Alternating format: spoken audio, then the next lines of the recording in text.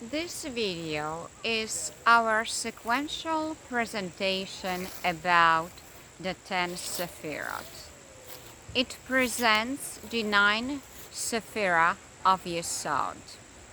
Yesod means foundation. Foundation has significance for the entire structure of the family. The family actually must build a very strong foundation to survive through generation. Therefore, it is so important that purity and integrity of that foundation is recognized and helps us to build strong principles in our lives. The family foundation is the most important structure to raise the children. No matter where anyone goes in his or her life, where our life paths takes us in the world, in our life journey, there is one common denominator, which is marriage. Therefore, it is so important to recognize and acknowledge that this foundation is the most important foundation to raise the children. They are the righteous and holy seed of this world. There are millions of them living in this world. The psalm that encapsulates the sentiment of the validity of the structure of the family comes from Psalms chapter 24, verses 3 and 4.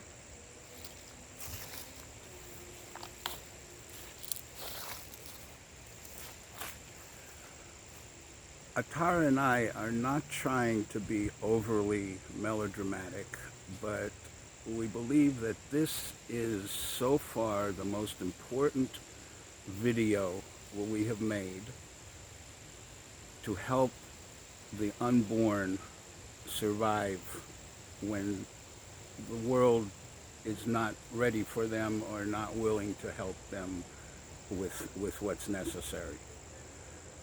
Yesod, foundation, righteousness, morality.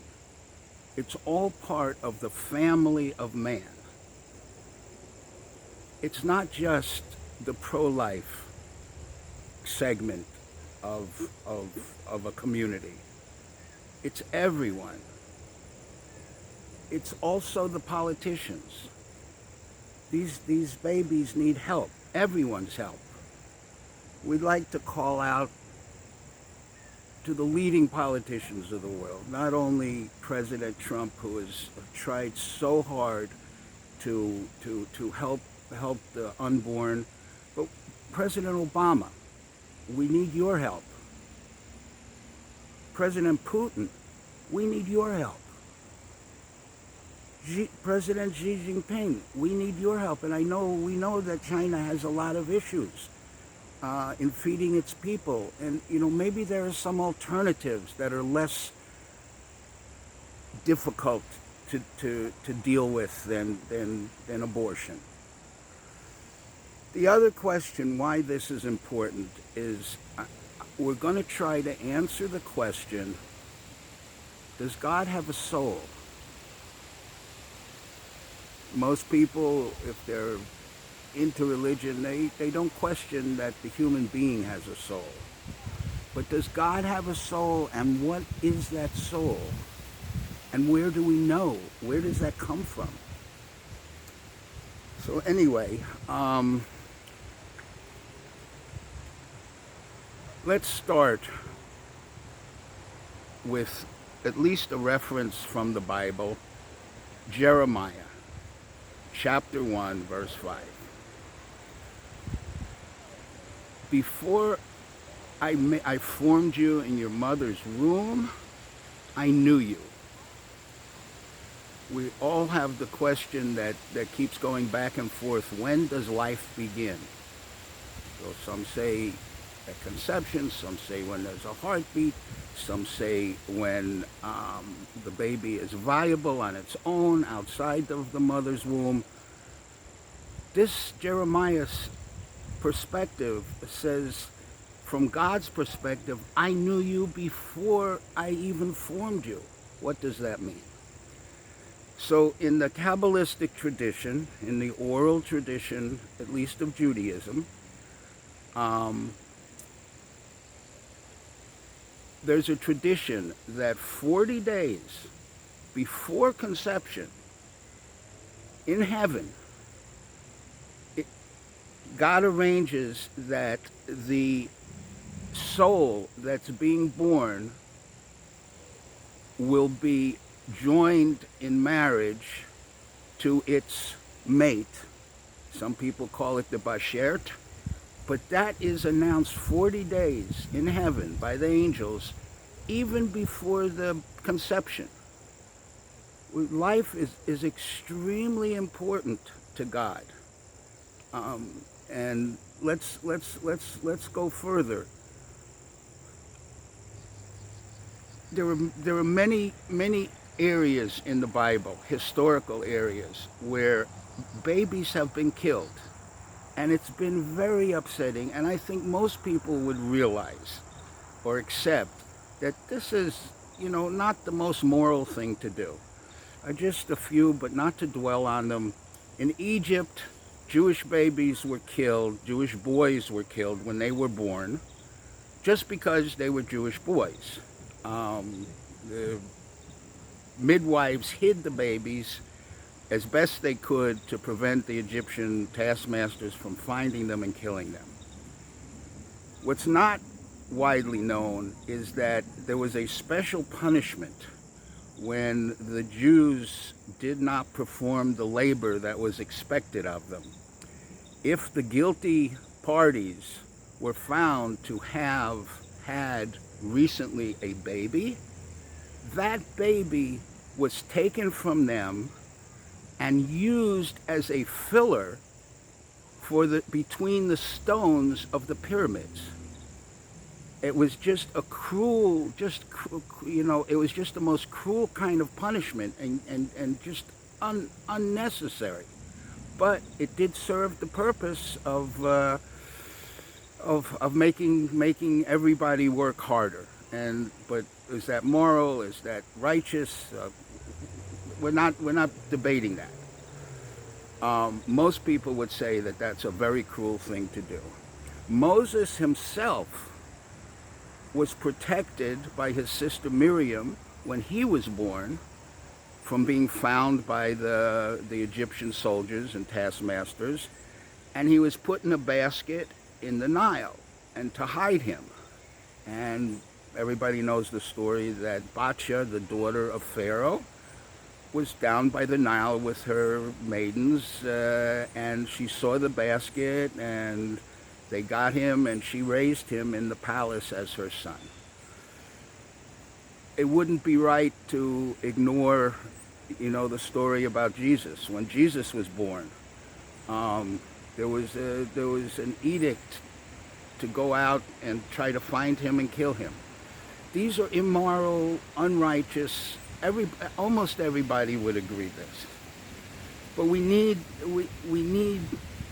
the political help, the political will to try to help the unborn. The imams of the world, the Eastern religions, the politicians, everybody, we need to get together in the family of man and help find a better solution to this issue. And yes, even in the strictest Jewish aspects of being pro-life, when the mother's life is in danger, the mother decides without question. It's her choice whether or not she wants to try to save her life and sacrifice the baby, or whether she's willing to take a chance. So what is this psalm that Atara mentioned, Psalm 24, verses 3 and 4, have to do with all of this? And where do we know that, or what is such a thing as God's soul? So Psalm 24, verse 3, who will go up to the mountain of God? And who will stand in his holy presence?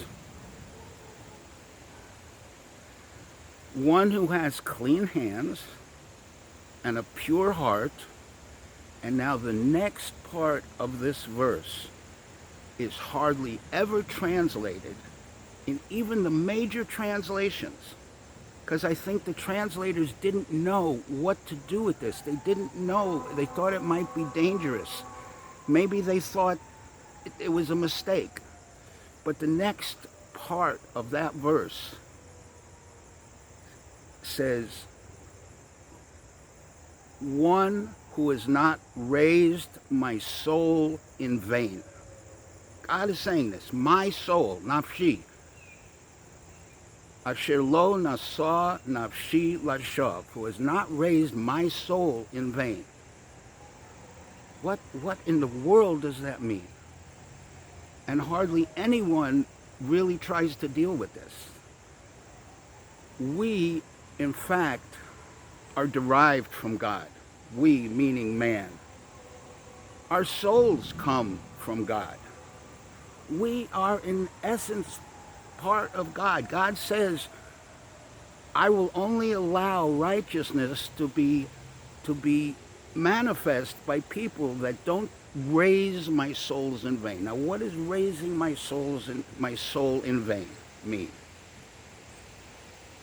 Maybe there are other explanations, but the one that occurs to us is that when you have a child and the soul is brought down into that body, that is the soul of God that you're raising.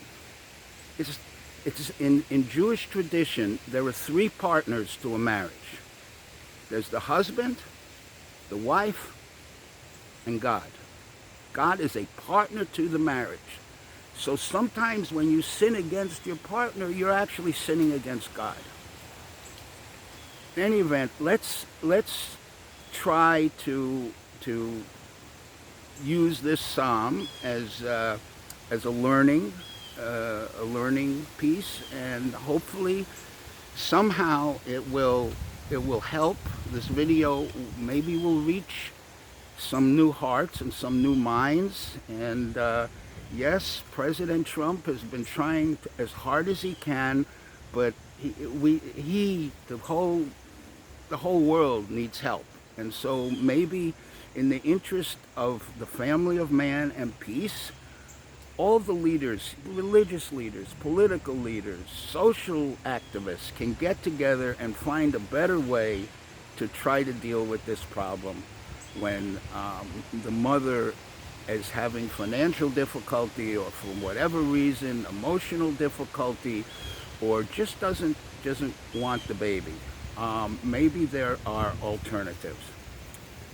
So the hymn is Psalm 24, verse 3 and 4. Mi yaleh behar Hashem, umi yakum bimkom kodesho, neki kapayim uvar levav asher lo nasa lashov nafshi.